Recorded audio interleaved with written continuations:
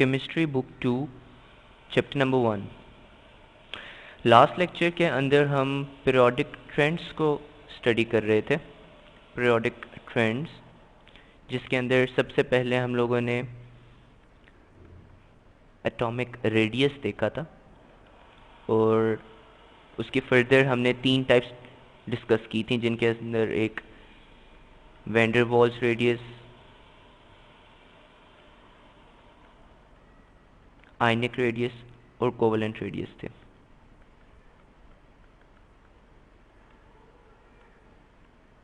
आज के लेक्चर में हम यहीं से आगे बात को कंटिन्यू करेंगे और हम देखेंगे कि एटॉमिक रेडियस किस तरीके से बाकी प्रॉपर्टीज़ को इन्फ्लुएंस करता है और कैसे बाकी प्रॉपर्टीज़ इसके साथ लिंक्ड हैं। आज हम बात स्टार्ट करेंगे इलेक्ट्रोनेगेटिविटी से। हमारा आज का बेसिक जो टॉपिक है वो इलेक्ट्रॉन एफिनिटी और आयनाइजेशन एनर्जी है, बट उस पे जाने से पहले मैं ये कुछ कंसेप्ट्स हैं इलेक्ट्रोनेगेटिविटी के जो मैं आपको क्लियर करना चाहूँगा। इलेक्ट्रोनेगेटिविटी आप यूँ डिफाइन करते हो कि इट इज़ अ फोर्स, ये एक फोर्स होती है जिससे कोई किसी एटम का nucleus, for example this is an atom, ये उसका न्यूक्लियस है और साइड पे उसके बहुत सारे इलेक्ट्रॉन्स हैं। लेट्स से ये पूरा एक इलेक्ट्रॉन क्लाउड है जिसमें ढेर सारे इलेक्ट्रॉन्स हैं। अब ये न्यूक्लियस जिस फोर्स के साथ इन इलेक्ट्रॉन्स को अट्रैक्ट करता है इसको हम इलेक्ट्रोनेगेटिविटी कहते हैं। It is a tendency of attracting the electron cloud. अब इलेक्ट्रोनेगेटिविटी जो है, जब ये इलेक्ट्रॉन क्लाउड को अट्रैक्ट करती है तो इसी से एक और चीज़ लिंक हो जाती है, shared pair of electrons. Shared pair of electrons, जब आप बात करते हो एक कोवेलेंट बॉन्ड की या एक आयनिक बॉन्ड की, तो आपके पास इलेक्ट्रॉन्स इन्वॉल्व हो जाते हैं और जितनी फोर्स के साथ कोई न्यूक्लियस किसी बॉन्ड इलेक्ट्रॉन, जो बॉन्डेड इलेक्ट्रॉन्स होते हैं, शेयर्ड पेयर ऑफ इलेक्ट्रॉन, उनको अपनी तरफ खींचता है, वो इलेक्ट्रोनेगेटिविटी हम उसको डिफाइन करते हैं कि वो फोर्स इलेक्ट्रोनेगेटिविटी होती है। अब इलेक्ट्रोनेगेटिविटी किन चीज़ों के ऊपर डिपेंड करती है?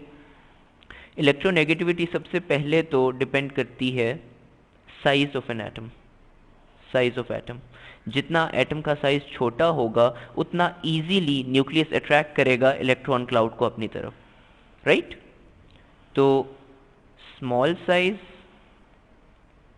से हायर इलेक्ट्रोनेगेटिविटी।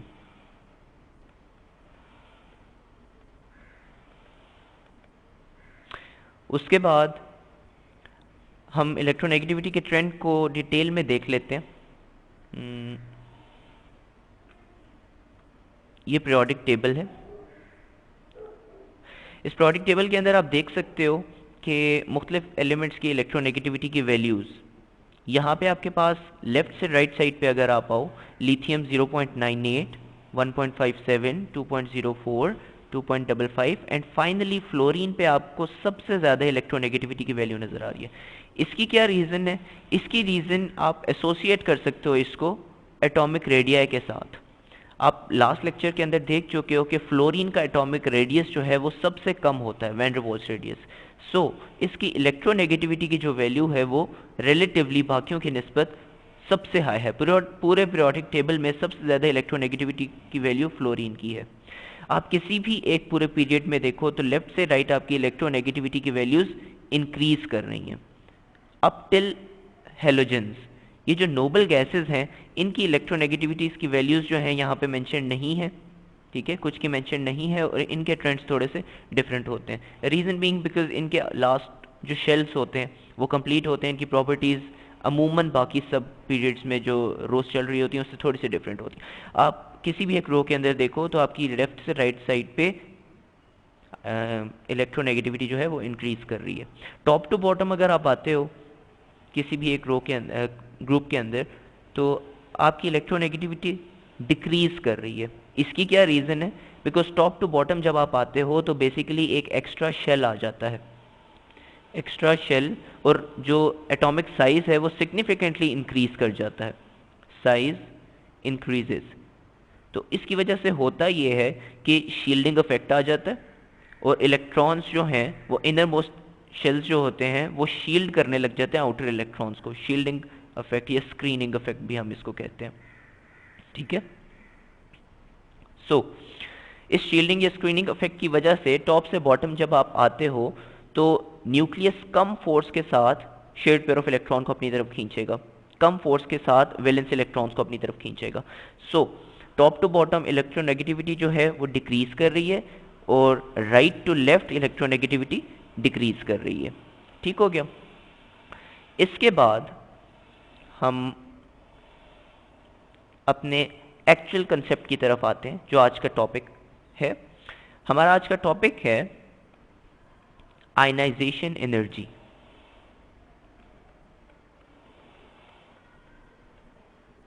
अब आयनाइजेशन एनर्जी को आप कैसे डिफाइन करते हो? आयनाइजेशन एनर्जी जो होती है it is the minimum amount of energy, या यू कैन से कि एनर्जी रिक्वायर्ड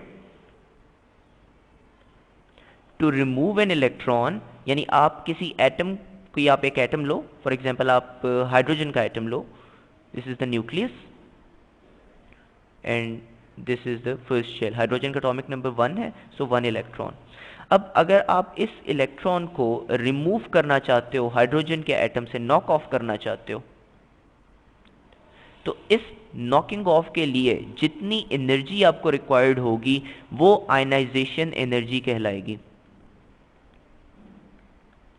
ठीक है। It is the energy required. तो इसकी डेफिनेशन में हम लोग एक टर्म यूज करते हैं आइसोलेटेड। इसका मतलब ये होता है कि आपका जो एटम है वो सिंपली एक एटम होना चाहिए। फॉर एग्जांपल मैं Cl2 की बात करूं, H2 की बात करूं, वैसे तो हाइड्रोजन H2 की फॉर्म में, मॉलिक्यूलर फॉर्म में एग्जिस्ट करता है ना, बट हम यहां पे बात कर रहे हैं एक सिंगल एटम की, ठीक है, एक सिंगल आइसोलेटेड एटम से। और ये आइसोलेटेड गैसियस एटम होगा, आइसोलेटेड गैसियस एटम के अंदर से जब आप रिमूव करोगे एक इलेक्ट्रॉन को तो जितनी एनर्जी रिक्वायर्ड होगी वो आयनाइजेशन एनर्जी कहलाएगी। अब आप जब एक इलेक्ट्रॉन रिमूव करते हो, फॉर एग्जांपल हाइड्रोजन के अंदर तो था ही एक इलेक्ट्रॉन, ठीक है, तो इसको आपने रिमूव कर दिया। फॉर एग्जांपल कोई आप ऐसा एटम लो जिसमें एक से ज़्यादा इलेक्ट्रॉन्स हैं। फॉर एग्जांपल आप बात करते हो सोडियम की। सोडियम का एटॉमिक नंबर क्या होता है? क्या होता है? यस, सोडियम का एटॉमिक नंबर होता है 11।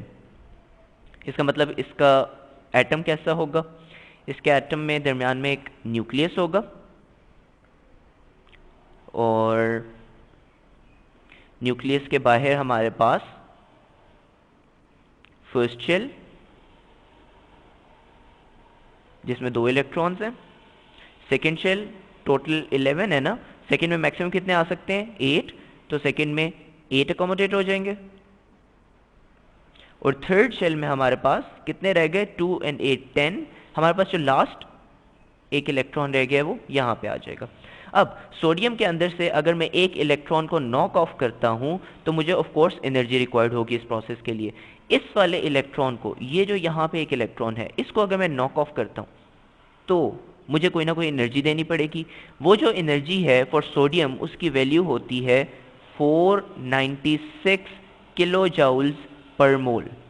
और अमूमन हम इलेक्ट्रॉन आयनाइजेशन एनर्जी जो होती है उसको इन्हीं यूनिट्स के अंदर मेजर करते हैं, ठीक है। अब अगर आप एक इलेक्ट्रॉन रिमूव कर देते हो तो आपके पास जो रिमेनिंग पार्ट होगा वो क्या होगा? रिमेनिंग आपके पास ये बच जाएगा, यानी ये पूरा ऑर्बिट रिमूव हो गया ना। अब अगर आपको एक और इलेक्ट्रॉन रिमूव करना पड़ जाता है सोडियम ही के अंदर से, आप चाहते हो कि आप एक और इलेक्ट्रॉन को भी रिमूव कर दो, फॉर एग्जाम्पल इस वाले इलेक्ट्रॉन को भी आप रिमूव करना चाहते हो, ठीक है, तो इस एक इलेक्ट्रॉन के रिमूवल में आपको जो दोबारा एनर्जी चाहिए होगी उसको हम कहते हैं सेकेंड आयनाइजेशन एनर्जी। यानी फर्स्ट इलेक्ट्रॉन को रिमूव करने के लिए जो एनर्जी रिक्वायर्ड होगी वो डिफाइन होगी फर्स्ट आयनाइजेशन एनर्जी, और सेकेंड इलेक्ट्रॉन को करने के लिए सेकेंड आयनाइजेशन एनर्जी। और फर्स्ट आयनाइजेशन एनर्जी को हम I1 से रिप्रेजेंट करते हैं और सेकेंड आयनाइजेशन एनर्जी को हम I2 से रिप्रेजेंट करते हैं। आपके ख्याल में अब जब ये सेकेंड इलेक्ट्रॉन रिमूव होगा, जो यहाँ पे इलेक्ट्रॉन था, उसको रिमूव करने के लिए कम एनर्जी रिक्वायर्ड होगी या ज़्यादा? ऑफ कोर्स ज़्यादा होगी, बिकॉज ये वाला इलेक्ट्रॉन जो है, इसको जब आपने एक इलेक्ट्रॉन रिमूव कर दिया तो एटॉमिक साइज जो है वो रिड्यूस हो जाता है ना। आप लास्ट टाइम पढ़ चुके हो कि आयनिक रेडियस जो होता है एक केटाइन का आयनिक रेडियस डिक्रीज कर जाता है, रेडियस डिक्रीजेस। तो जब रेडियस डिक्रीज कर जाएगा तो न्यूक्लियस ज़्यादा फोर्स के साथ इन इलेक्ट्रॉन्स को अपनी तरफ खींचेगा ना, और जब ज़्यादा फोर्स के साथ खींचेगा तो हमारे लिए ज़्यादा मुश्किल होगा इस वाले इलेक्ट्रॉन को निकालना। सो सेकेंड आयनाइजेशन एनर्जी की वैल्यू सोडियम के लिए जो है हमारे पास 4560 किलो जूल्स पर मोल है फॉर सोडियम। अगर आप कंपेयर करो, इसकी फर्स्ट आयनाइजेशन एनर्जी थी 496 किलो जूल्स पर मोल, तो second ionization energy almost 10 times the first ionization energy है। ठीक है, ऑलमोस्ट 10 टाइम्स। इसकी रीजन मैं आपको बता चुका हूं कि उसका साइज डिक्रीज कर चुका होगा और न्यूक्लियस जो है वो ज्यादा फोर्स के साथ इस वाले इलेक्ट्रॉन को अपनी तरफ पुल कर रहा होगा।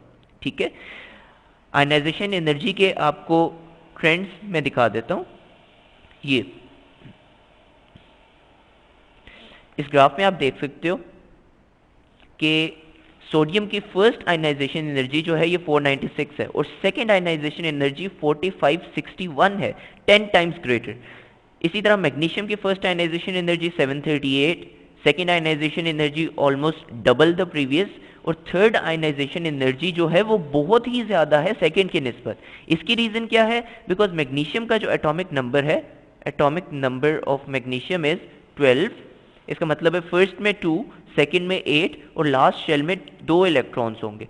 ठीक है, तो जब आप इन दो में से एक इलेक्ट्रॉन रिमूव करोगे तो इतनी एनर्जी रिक्वायर्ड होगी, जब वो दूसरा वाला रिमूव करोगे वो लास्ट वाले ही शेल में होगा तो आपको इतनी रिक्वायर्ड होगी। और जब यह आप इस प्रीवियस शेल को तोड़ने की कोशिश करोगे और इसके अंदर से एक इलेक्ट्रॉन निकालोगे तो ये बिल्कुल वैसे ही है जैसे आपको सोडियम में एक शेल आपने पूरा रिमूव कर दिया था और फिर एक इंटरनल शेल के अंदर से आपको निकालना पड़ गया था। ठीक है, सो ये जो आपको एक लाइन है, ये वाली आपको एक लाइन यहां पे नजर आ रही है,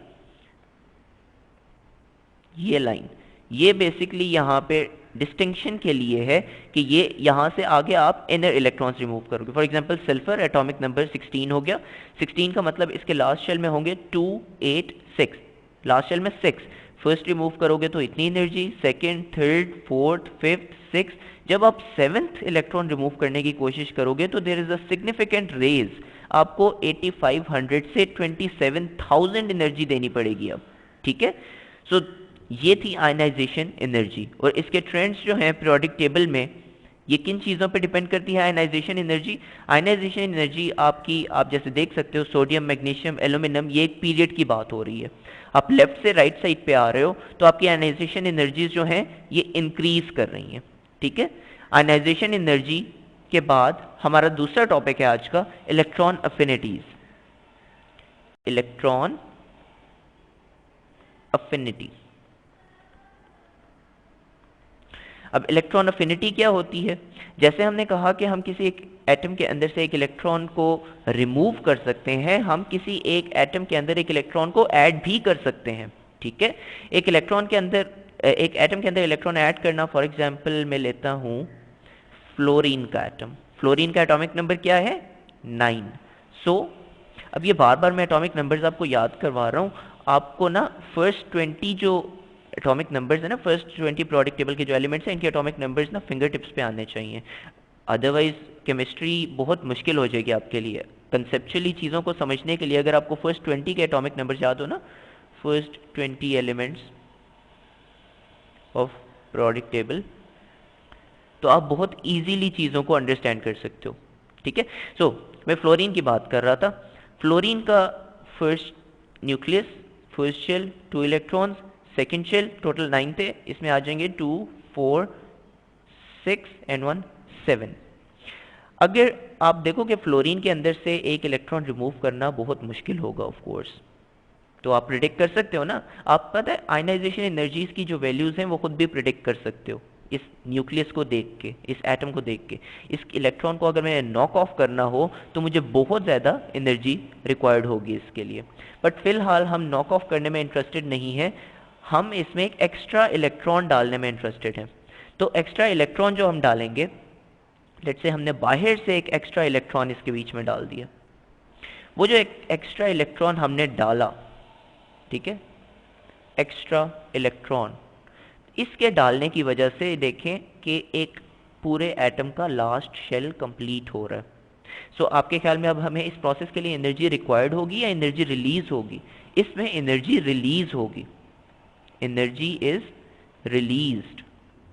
सो हम इलेक्ट्रॉन अफिनिटी को यूं भी कह सकते हैं कि it is the amount of energy released, energy released जब एक इलेक्ट्रॉन किसी एक आइसोलेटेड, अगेन इसमें भी आपके पास आइसोलेटेड एक एटम होगा जिसके अंदर आप इलेक्ट्रॉन को ऐड करोगे, ठीक है। तो उस एनर्जी इस प्रोसेस में जितनी रिलीज होगी उसको हम इलेक्ट्रॉन अफिनिटी कहेंगे। इसी तरह इसमें भी आपके पास first electron affinity, second electron affinity. आप प्लेट से बात करते हो फ्लोरीन की, फ्लोरीन जैसे मैंने ऊपर ड्रॉ किया, इस प्रोसेस में आपके पास 337 किलो जाउल्स पर मोल एनर्जी जो है इतनी आपके पास लिबरेट होगी, ठीक है। आप अपनी प्रीवियस क्लासेस के अंदर एंडोथर्मिक, एक्सोथर्मिक रिएक्शंस पढ़ चुके हो ना, एंडो एंड एक्सोथर्मिक रिएक्शंस।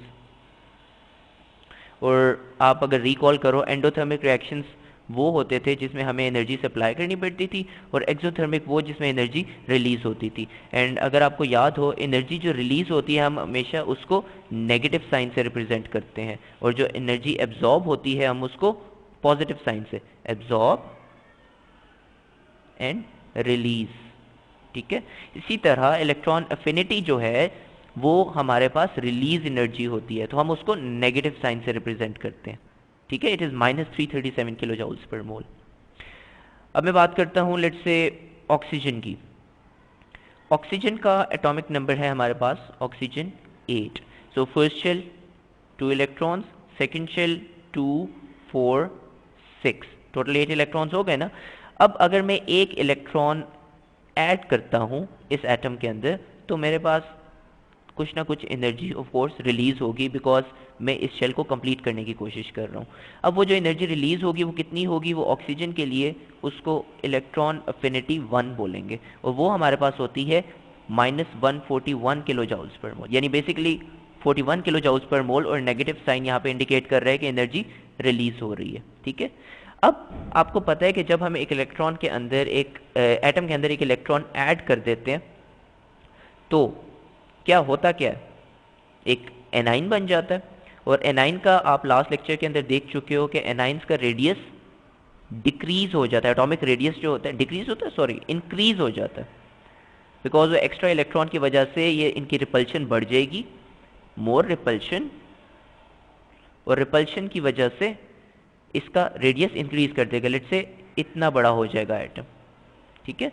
अब उसकी वजह से होगा क्या? जब आप एक और इलेक्ट्रॉन डालने की कोशिश करोगे इस बड़े वाले एटम के अंदर, लेट से आप एक एक्स्ट्रा इलेक्ट्रॉन डाल के इसके 8 इलेक्ट्रॉन्स कंप्लीट करना चाहोगे सेकंड शेल में, तो आपकी जो electron affinity, second electron affinity, आपको एनर्जी लिबरेट नहीं होगी, बल्कि आपको खुद प्रोवाइड करनी पड़ेगी एनर्जी, बिकॉज वो पहले ही जो न्यूक्लियस की फोर्स है वो इतनी रिड्यूस हो चुकी है कि अब आप इलेक्ट्रॉन अगर ऐड करते हो तो एनर्जी लिबरेट नहीं होगी, बल्कि आपको खुद प्रोवाइड करनी पड़ेगी, ठीक है। सो इसके बाद हम अब एक नज़र डाल लेते हैं मुख्तलिफ ट्रेंड्स के ऊपर पीरियोडिक टेबल के अंदर इलेक्ट्रॉन अफिनिटी के। आप देख सकते हो कि आप लेफ्ट से राइट साइड पे अगर आओ तो इलेक्ट्रॉन अफिनिटीज़ जो हैं वो, ये नेगेटिव साइन यहाँ पे इंडिकेट कर रहे हैं कि ये एनर्जी जो है ये रिलीज हो रही हैं, ठीक है। आप लेफ्ट से राइट साइड पे अगर आओ, -60, -27, -122, -144, -328, एक थोड़ा सा यहाँ पे डिफरेंस भी है, यहाँ पे आपके पास रिड्यूस हो रही है और फिर आपके पास इंक्रीज करती जा रही है। तो बेसिकली आपके पास आप एक जनरल ट्रेंड कह सकते हो कि लेफ्ट से राइट साइड पे आपके पास इलेक्ट्रॉन अफिनिटी जो है वो इंक्रीज कर रही है, ठीक है। और टॉप टू बॉटम आप अगर देखो 27, 43, 30, 30, 122, 134, 119, 107 आपके पास डिक्रीज कर रही है somehow, top to bottom decrease कर रही है, ठीक है। और अगर आप रिकॉल करो आयनाइजेशन एनर्जी का भी एग्जैक्टली यही ट्रेंड था। आयनाइजेशन एनर्जी भी टॉप से बॉटम जो है वो डिक्रीज करती है। उसकी रीजन बिकॉज एक एक्स्ट्रा शेल की वजह से इजी हो जाता है इलेक्ट्रॉन को नॉक ऑफ करना, और लेफ्ट से राइट साइड पे आपके पास न्यूक्लियर फोर्स बढ़ रही होती है, तो इसी तरह आयनाइजेशन एनर्जी भी बढ़ रही होती है, ठीक है। सो आज के लेक्चर में आपने पीरियोडिक ट्रेंड्स के अंदर एक एक्स्ट्रा चीज कवर कर ली, इलेक्ट्रॉन अफिनिटी, आयनाइजेशन एनर्जी और एनर्जी, और थर्ड चीज आपको इलेक्ट्रोनेगेटिविटी मैंने बताई है, ठीक है। सो इसे नेक्स्ट लेक्चर के अंदर हम लोग कवर करेंगे metallic and non metallic characteristics को, metallic and non metallic characteristics को, और साथ हम इसके साथ फर्दर डिटेल्स में जाएंगे मेल्टिंग, बॉइलिंग पॉइंट्स और जो आने वाली प्रॉपर्टीज हैं, ठीक है। Thank you very much.